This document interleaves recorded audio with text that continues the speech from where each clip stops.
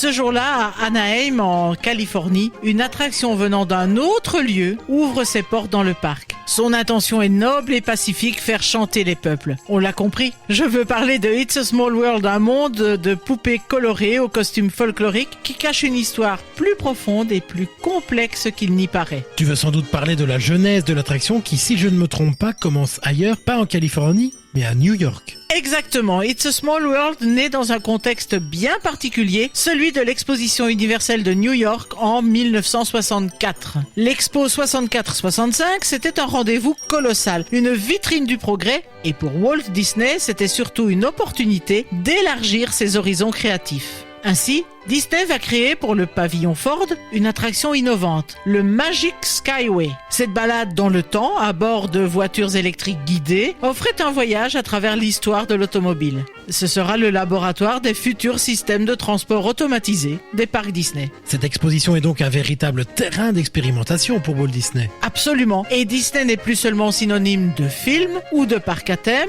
mais un véritable laboratoire d'immersion sensorielle, d'innovation technique et aussi narrative. L'expo va marquer un tournant dans la façon dont Disney va concevoir l'expérience des visiteurs.